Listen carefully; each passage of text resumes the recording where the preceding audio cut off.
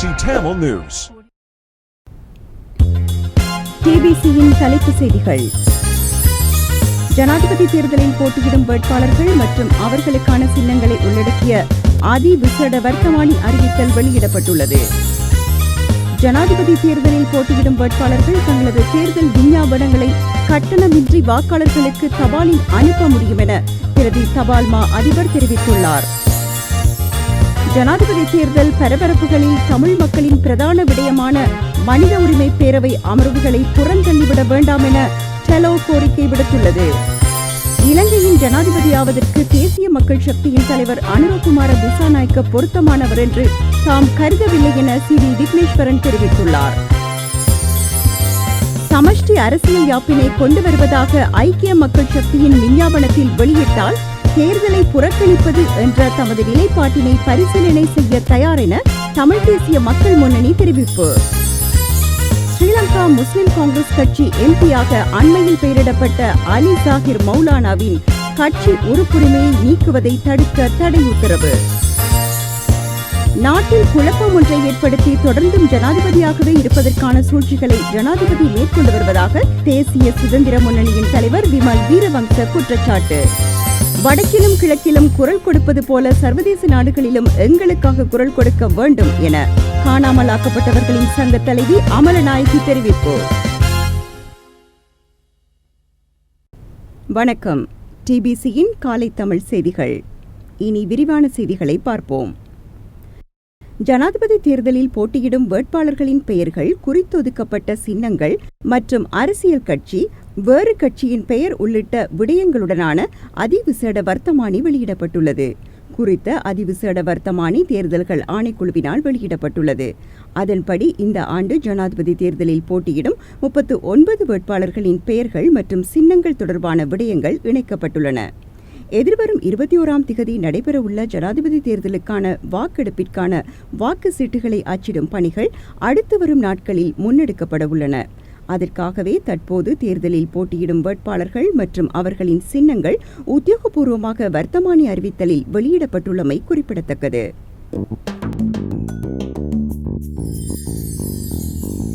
ஜனாதிபதி தேர்தலில் போட்டியிடும் வேட்பாளர்கள் தங்களது தேர்தல் விஞ்ஞாபனங்களை கட்டணமின்றி வாக்காளர்களுக்கு தபாலில் அனுப்ப முடியும் என பிரதி தபால் மா அதிபர் ராஜித கே ரணசிங்க தெரிவித்துள்ளார். 1981ஆம் ஆண்டு ஜனாதிபதி தேர்தல் சட்டத்திற்கு அமைய எந்தவொரு ஜனாதிபதி வேட்பாளரும் தனது தேர்தல் விஞ்ஞாபனத்தை இலங்கையில் உள்ள அனைத்து வாக்காளர்களுக்கும் அனுப்ப முடியும். உரிய முகவரியுடன் அதனை வழங்க வேண்டும். உச்சபட்ச நிறை 30 கிராம் ஆகும். தேர்தல் ஆவணம் என அதில் குறிப்பிடப்பட்டிருக்க வேண்டும். அனுப்புபவரின் முகவரியும் அதில் இருக்க வேண்டும்.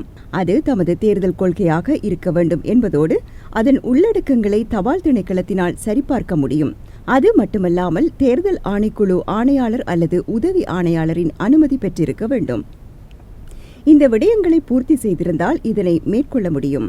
அனைத்து ஜனாதிபதி வேட்பாளர்களுக்கும் இது தொடர்பில் குறிப்பிட்டு கடிதம் ஒன்று அனுப்பப்பட்டுள்ளதாக அவர் தெரிவித்தார். அதற்கமைய தேர்தல் விஞ்ஞாபனங்களை தபாலுக்காக கொண்டு வந்து வழங்கினால் அவற்றை பகிர திணைக்களம் கடமைப்பட்டுள்ளதாக அவர் குறிப்பிட்டுள்ளார். அதேபோன்று தேர்தல் தினத்திற்கு 10 நாட்களுக்கு முன்னர் செப்டம்பர் 11ஆம் திகதி வரை மட்டுமே அவற்றை ஏற்றுக்கொள்வோம் என்பதோடு தேர்தல் தினத்திற்கு 5 நாட்களுக்கு முன்னர் நாம் இந்த பணியை நிறுத்துவோம். இதனை இலவசமாக வழங்குமாறு தேர்தல் சட்டத்தில் குறிப்பிடப்பட்டுள்ள போதிலும் உண்மையில் அதற்கான விலையாக 2022 ஆகஸ்ட் 15ஆம் திகதி நிர்ணயிக்கப்பட்டு தற்போது அமலில் உள்ள தபால் கட்டணமான தலா ஒரு கடிதத்திற்கு 30 கிராமிற்கான கட்டணமான 30 ரூபாவினை தேர்தல்கள் ஆணைக்குழுவிடமிருந்து அறவிடப்படும் எனவும் அவர் தெரிவித்துள்ளார்.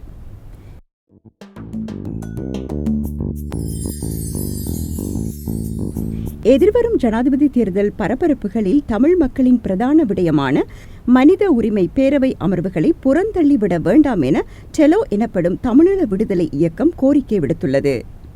எதிர்வரும் செப்டம்பர் மாதம் ஐக்கிய நாடுகள் மனித உரிமை பேரவையின் 57வது அமர்வு நடைபெறவுள்ள நிலையில் மனித உரிமைகள் உயர்ஸ்தானிகரின் அறிக்கை பேரவைக்கு சமர்ப்பிக்கப்பட்டுள்ளது.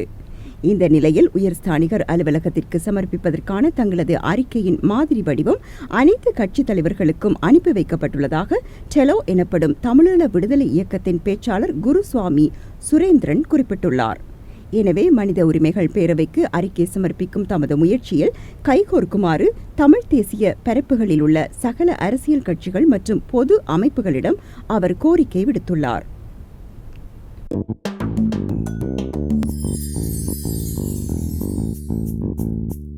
இலங்கையின் ஜனாதிபதியாகுவதற்கு தேசிய மக்கள் சக்தியின் தலைவர் அனுரகுமார திசாநாயக்க பொருத்தமானவர் என்று தாம் கருதவில்லை என தமிழ் மக்கள் தேசிய கூட்டணியின் தலைவரும் பாராளுமன்ற உறுப்பினருமான சி.வி. விக்னேஸ்வரன் தெரிவித்துள்ளார்.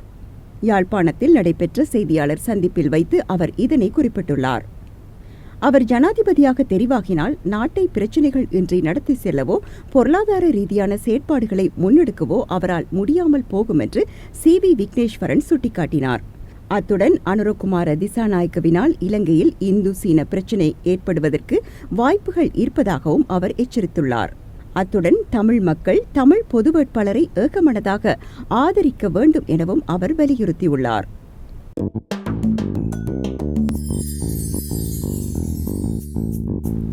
தமிழர்களுக்கு எதிராக சிங்கள இளைஞர்கள் மத்தியில் இனவாதத்தை விதைத்து படையை திரட்டியவர்கள் ஜேவிபியினரே என தமிழ் தேசிய மக்கள் முன்னணியின் பாராளுமன்ற உறுப்பினர் எஸ். கஜேந்திரன் குற்றம் சுமத்தியுள்ளார். யாழ்ப்பாணத்தில் நடைபெற்ற செய்தியாளர் சந்திப்பில் வைத்து அவர் இதனை தெரிவித்தார். அதே நேரம் அனுரகுமார திசாநாயக்கவினால் ஊழல்வாதிகளை கட்டுப்படுத்த முடியாது என்றும் அவர் குறிப்பிட்டுள்ளார். இதேவேளை எதிர்வரும் ஜனாதிபதி தேர்தலில் தமிழ் மக்கள் வாக்களிப்பினை புறக்கணிப்பதுதான் அவர்களின் எதிர்காலத்தை நிர்ணயம் செய்யும் விடயமாக இருக்கும். எந்த வேட்பாளரையும் ஆதரிப்பதற்கு அவர்கள் தமிழர்களின் விடயங்களை மையப்படுத்தி செயற்பட்டதாக தெரியவில்லை என்றும் அவர் குறிப்பிட்டுள்ளார்.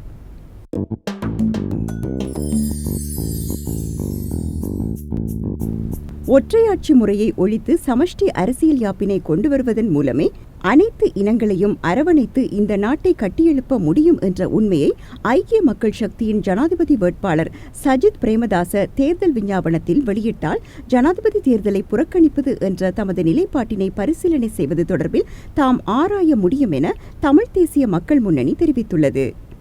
தமிழ் தேசிய மக்கள் முன்னணியின் ஆதரவை கோரி சஜித் பிரேமதாச அனுப்பிய கடிதத்திற்கான பதில் கடிதத்திலேயே தமிழ் தேசிய மக்கள் முன்னணி இதனை தெரிவித்துள்ளது. வேட்பாளராகிய நீங்கள் கடந்த 76 வருடங்களாக இலங்கையின் தோல்விக்கு காரணமான ஒற்றையாட்சி முறையை ஒழித்து சமஷ்டி அரசியல் யாப்பினை கொண்டு வருவதன் மூலம் மாத்திரமே அனைத்து இனங்களையும் அரவணைத்து இந்த நாட்டை கட்டியெழுப்ப முடியும் என்ற உண்மையை தாங்கள் தேர்தல் விஞ்ஞாபனத்தில் வெளியிடுவதன் மூலம் நாட்டின் இனப்பிரச்சினையை தீர்ப்பதற்கு நீங்கள் மேற்கூறிய விடயங்களின் அடிப்படையில் தீர்வை காண விளைகிறீர்கள் என்பதை இந்த நாட்டு மக்களுக்கு நீங்கள் வெளிப்படுத்த வேண்டும் என நாங்கள் எதிர்பார்க்கின்றோம் என்று அவர் தெரிவித்தார். அவ்வாறு தேர்தல் விஞ்ஞாபனத்தில் மேற்படி விடயங்களை தெளிவாகவும் முழுமையாகவும் உள்ளடக்கப்படும் நிலையில் ஜனாதிபதி தேர்தலை புறக்கணிப்பது என்ற தமது நிலைப்பாட்டினை பரிசீலனை செய்வது தொடர்பில் தாம் ஆராய முடியும் என தமிழ் தேசிய மக்கள் முன்னணி தெரிவித்துள்ளது.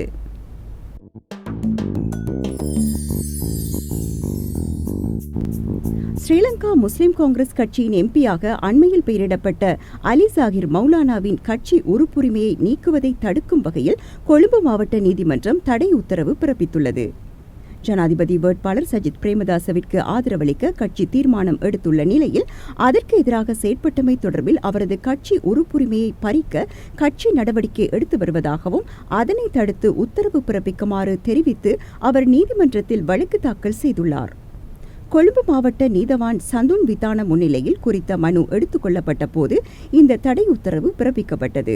ஸ்ரீலங்கா முஸ்லிம் காங்கிரசின் தலைவர் ரவுஃப் ஹக்கீம் மற்றும் செயலாளர் நாயகம் நிசாம் காரியப்பர் ஆகியோருக்கு எதிராகவே இந்த தடை உத்தரவு பிறப்பிக்கப்பட்டுள்ளது.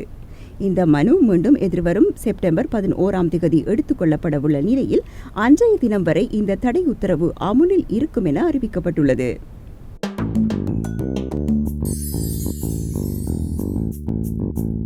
தலதா அத்துக்கோரல பதவியை ராஜினாமா செய்ததன் காரணமாக வெற்றிடமான பாராளுமன்ற உறுப்பினர் பதவிக்கு அந்த கட்சியை சேர்ந்த கருணாரத்ன பரணவிதானகேவின் பெயரை தேர்தல்கள் ஆணைக்குழு வர்த்தமானியில் வெளியிட்டுள்ளது. அதற்கமைய கடந்த பாராளுமன்ற தேர்தலில் ஐக்கிய மக்கள் சக்தி சார்பில் ரத்னபுரி மாவட்டத்தில் போட்டியிட்டு விருப்பு வாக்குகளின் அடிப்படையில் அடுத்த இடத்தில் உள்ள அவர் தற்போது பாராளுமன்ற உறுப்பினராக நியமிக்கப்பட்டுள்ளார்.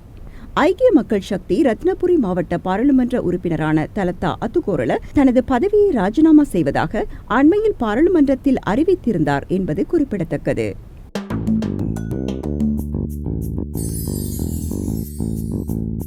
நாட்டில் குழப்பம் ஒன்றை ஏற்படுத்தி தொடர்ந்தும் ஜனாதிபதியாகவே இருப்பதற்கு சூழ்ச்சிகளை ஜனாதிபதி ரணில் விக்ரமசிங்க மேற்கொண்டு வருவதாக தேசிய சுதந்திர முன்னணியின் தலைவர் விமல் வீரவங்ச குற்றம் சுமத்தியுள்ளார். கொழும்பில் நடைபெற்ற செய்தியாளர் சந்திப்பில் வைத்து அவர் இதனை கூறியுள்ளார். நாட்டில் இரத்த களரியை சுவைத்தவர்கள் ஆட்சியை பிடிக்க முயன்று வருகிறார்கள். தேர்தல் முடிவு வெளிவருவதற்கு முன்னதாகவே அவர்கள் இரத்த களரியை சுவைப்பதற்கு தயாராகி வருகின்றனர். தற்போது ரணில் தேர்தல் வெற்றிக்காக பல முயற்சிகளை மேற்கொள்கிறார். இதற்காக அவர் எடுக்கின்ற நடவடிக்கைகளால் சஜித்தே பாதிக்கப்படுகின்றார். அதனால் ரணிலுக்கும் நன்மை இல்லை. மூன்றாம் தரப்பு ஒன்றே நன்மையை பெற்றுக்கொள்ளப் போகின்றது. அந்த மூன்றாம் தரப்பானது ஏற்கனவே பல 9ஆம் திகதிகளில் இரத்தத்தை சுவைத்த அணியினர்தான். அவர்கள் நாட்டில் கலவரங்களை ஏற்படுத்திக் கொண்டிருக்கும் போது தேர்தல் முடிவை வெளியிடாமல் தொடர்ந்தும் ஜனாதிபதி ரணில் விக்ரமசிங்கவே பதவியில் நீடிப்பதற்கான சூழ்ச்சி மேற்கொள்ளப்படுகின்றது என்று விமல் வீரவங்ச குற்றம் சுமத்தினார்.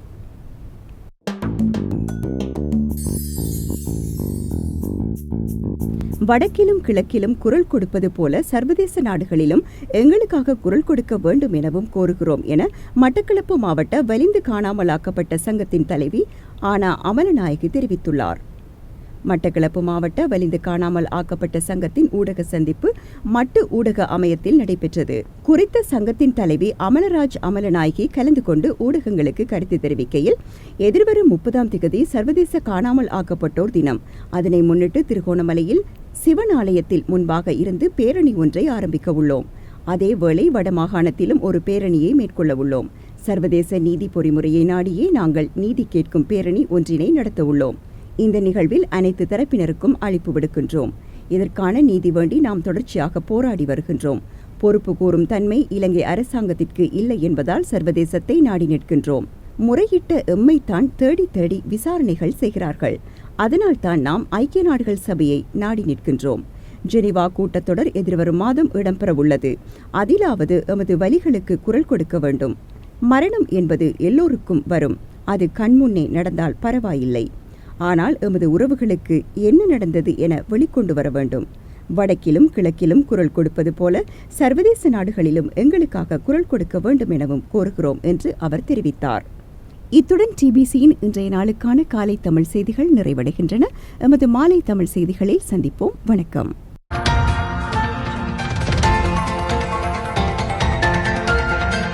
TBC Tamil News.